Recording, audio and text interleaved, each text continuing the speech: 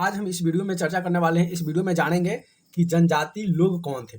आज हम इस वीडियो में किसके बारे में बात करेंगे? जनजाति बारे में बात करेंगे। ये जनजाति लोग थे कौन और कहाँ से आए थे? जनजाति का क्या इतिहास रहा है?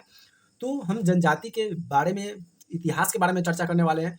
तो वीडियो को लास्ट तक जरूर देखिएगा और चैनल को सब्सक्राइब नहीं किया तो चैनल को सब्सक्राइब जरूर कर लीजिएगा। आपको इस चैनल पे हिस्ट्री, ज्योग्राफी, पॉलिटिकल, सिविक्स के जितने भी एनसीईआरटी होते हैं क्लास 6 से लेकर क्लास 12 तक का, आपको हम एनसीईआरटी, भूगोल, सभी चैप्टर का हम बारीकी से कराते रहते हैं। ठीक है प्यारे बच्चों, तो चलिए यहाँ से हम इस वीडियो में चर्चा करने वाले हैं जनजाति लोग कौन थे। तो देखिए, समकालीन इतिहासकारों ने, मुसाफिरों ने जनजाति के बारे में बहुत कम जानकारी थी। जानकारी तो दी है लेकिन जानकारी बहुत कम दी है। उन्होंने अपवादों को छोड़ दे और जनजातीय लोग को भी अलिखित लिखित दस्तावेज नहीं रखते थे, लेकिन समुद्र रीति रिवाजों और वाचिक मौखिक परंपराओं का सर्वेक्षण करते थे। वे पारंपरिक और नई पीढ़ी के विराम में मिलती थी। आज के इतिहासकार जनजाति का इतिहास लिखने के लिए इन वाचिक परंपराओं का इस्तेमाल करते थे। अब देखिए, उस समय तो कुछ लिखा जोखा नहीं हुआ करता था ना, तो मुसाफिर जो थे जनजाति, वो क्या करते थे? दस्तावेज नहीं हुआ करता था, लेकिन वो समुद्री रीति रिवाज के बाद वह परंपरा को समझते थे और उन्हें याद रखते थे। जनजाति लोग भारत के लगभग हर क्षेत्र में पाए जाते हैं। किसी भी एक जनजाति का इलाका और प्रभाव समय के साथ साथ बदलता रहता था। अब जनजाति है, अब कोई भी जनजाति एक समय तक एक जगह पर नहीं ठहर सकता। उसको जीवन यापन करने के लिए एक ही जगह पर सब चीज़ नहीं मिलता है, इसलिए मौसम के हिसाब से उसको जगह चेंज करनी होती थी।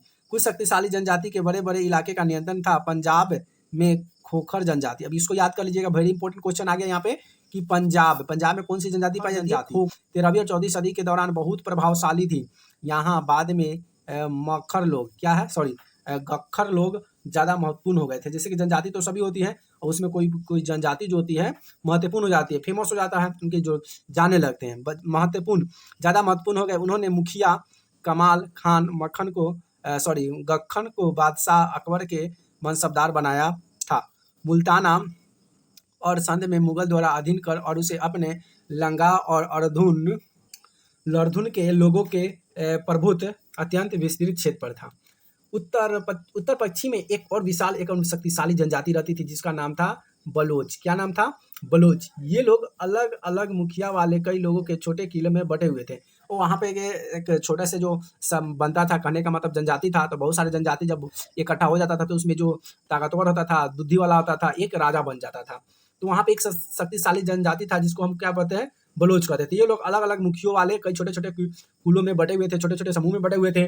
पश्चिमी हिमालय में गरियों की जनजाति रहती थी। अब कहाँ पे? पश्चिमी हिमालय में। आपको ये याद रखना है यहाँ से प्यारे बच्चों क्वेश्चन कि पश्चिमी हिमालय में कौन सी जनजाति रहती थी? तो गड़िया की जनजाति रहती थी। उप महाद्वीप में सुदूर उत्तर पश्चिम में भागा और नागा। अब देखिए, उत्तर पूर्व में कौन सा भाग रहता था? नागा जनजाति। अहोम और कई जिलों में जनजाति की पूरी तरह से प्रभुत्व था और सभी में अलग अलग जाति पाए जाते हैं। जैसे कि अभी झारखंड हो गया, उसके बाद आप चले जाइए छत्तीसगढ़, तो सभी में जनजाति जो होता है ना, जंगली इलाके में वहाँ पे जनजाति रहते हैं। सभी जनजातियों का नाम अलग अलग होता है। उसी तरह से है कि मौजूदा बिहार और झारखंड के कई इलाकों में 12वीं सदी के तक चेर, सरदासनी तथा उदय हो चुका था। बादशाह अकबर के प्रसिद्ध सेनापति राजा मान सिंह ने, कौन सा था?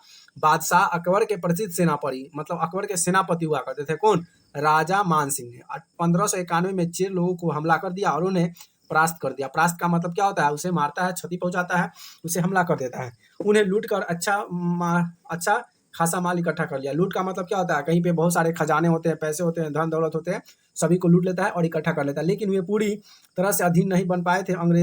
औरंगजेब के समय मुगल सेनाओं ने चेर लोगों के कई किलों पर कब्जा कर लिया। अब वहाँ के जो लोग थे, अब वहाँ पे जो किला जो बना हुआ था, जैसे कि घर हो गया, बड़े बड़े रहने के लिए थे, किले बनाए गए थे, उस पर कब्जा कर लिया और इस जनजाति ने अपना अधीन बना लिया। इस क्षेत्र में रहने वाले महत्वपूर्ण जानकारी में मुंडा और संताल थे। अब ये जो जनजाति थे, कौन जनजाति थे? मुंडा जनजाति और संथाल जनजाति थे। यद्यपि उड़ीसा और बंगाल में भी रहते थे। अब पूछा जाएगा कि उड़ीसा और बंगाल में कौन सा जनजाति रहते थे? तो मुंडा और संताल जनजाति रहते थे। कर्नाटक और महाराष्ट्र में पहाड़ियों का काली, बेदार और कई दूसरी जनजाति के निवास स्थान थे। कोली लोग गुजरात में कई इलाकों में भी रहते थे और कुछ दक्षिणी में कोराना, केतर, मारवाड़ और दूसरी जनजाति की विशाल आबादी भी रहती थी। भीलों की बड़ी जनजाति पश्चिमी और मध्य भारत में फैली हुई थी और 16वीं सदी तक अंत आते आते इनमें से कई एक जगह बसे हुए थे। अब जनजाति क्या? अब जनजाति तो सब जगह कहाँ कितना घूमेगा, इसलिए वह जनजाति क्या था, एक जगह बस गया था, बसे हुए थे।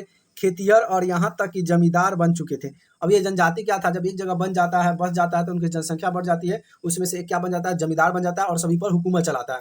तब तब भी भीलों की कई कुल शिकारी या संग्राम बने रहे और मजदूर छत्तीसगढ़, मध्य प्रदेश, महाराष्ट्र और आंध्र प्रदेश में गुंडा लोग बड़ी तादाद में फैलने लगे थे। तो ये था जनजाति किसे कहते हैं, जनजाति के बारे में था। तो ये आपको पता चल गया कि जनजाति कैसे लोग रहते थे। जंगलों में रातों में भी लोग हिरन के शिकार करते थे, जैसे कि यहाँ पे आपको चित्र में दर्शाया गया है, जैसे कि शिकार करना। तो जंगल में रहेंगे तो खाएंगे क्या, खाने के लिए, तो वह जंगली जानवरों का शिकार करते, जैसे कि रात में भील लोग, तो भील जनजाति है, हिरन का शिकार कर रहे हैं। यहाँ देखिए, यहाँ पे हिरन है, हिरन को यहाँ पे मारा जा रहा है, फिर यहाँ से पकड़ कर और इसे पकाकर खाया जा रहा है। ठीक है, तो ये था जनजाति कौन थे इसके बारे में। तो प्यारे बच्चों, वीडियो यहीं तक स्टॉप करते हैं, फिर मिलते हैं अगले वीडियो में। तब तक के लिए बाय बाय, लव यू।